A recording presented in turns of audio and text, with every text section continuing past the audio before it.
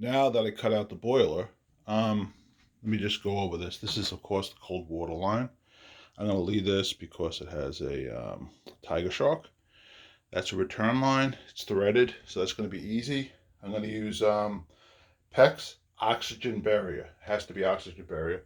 That's another return.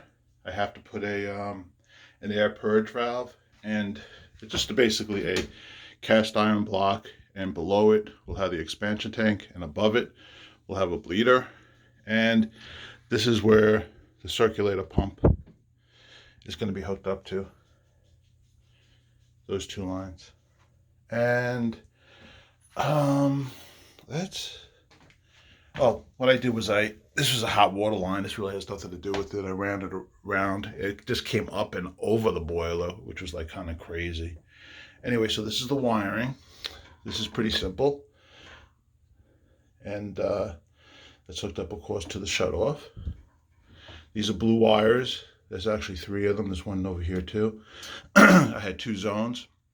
So that was originally meant for, it went into a box that actually, it was like a hydrostat or something like that. I forgot the name of it.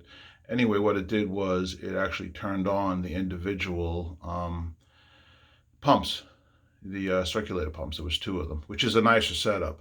But what I'm doing is I'm going with a single circulator pump. Let me show you. All right, so I hope you got that, because this really isn't that hard.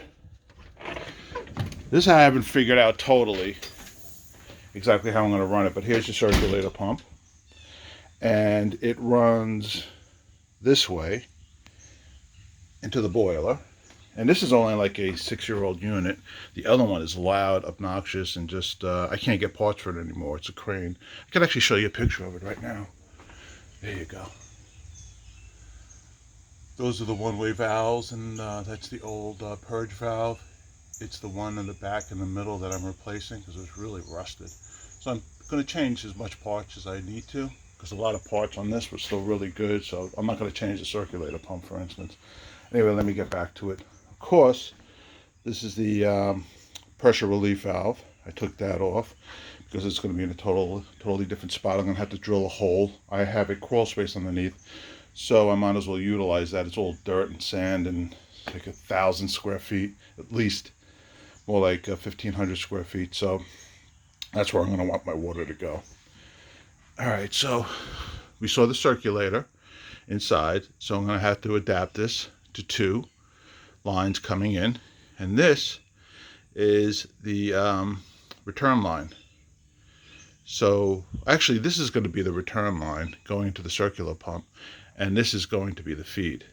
So this is actually going to feed the thermostats, and I'm just going to use 2 of them. I'm going to use 2 because for some strange reason, it's weird on this one. Yours probably won't be the same, but let me go back in here for a quick second. See that one in the back? That went into the back of the boiler, right? And if you look in back of the boiler, it goes directly through, and it hooked up to this one. So that one and that one, I have no idea. We're basically, you can actually see right through. If you want to see that, let me show you what I mean. I was told just to tie them in together, or you can make a separate port for it. It really doesn't matter. And then, so I don't know if you could see, this is the back of the boiler, but you can actually see, you can't really see it because I don't have any light going through, but this actually goes right through to the other side right here. Hope you could see that because I wasn't looking. Anyway, so that's it for now. I just wanted to go over it. All right, let me just go over this for a quick second. So this is where one circulator pump went, right here. This is where the other one went. This is for your domestic hot water that was disconnected decades ago. And that I'm unsure of, was never used. And this is basically just scrap now. And here's the return, along with the one on the bottom on the right side, and the one over here on the left side of the boiler. Anyway, take it easy. Have a great day. I'm going to continue this series because I want to help people that maybe want to install their own boiler. Take care. Have a great day.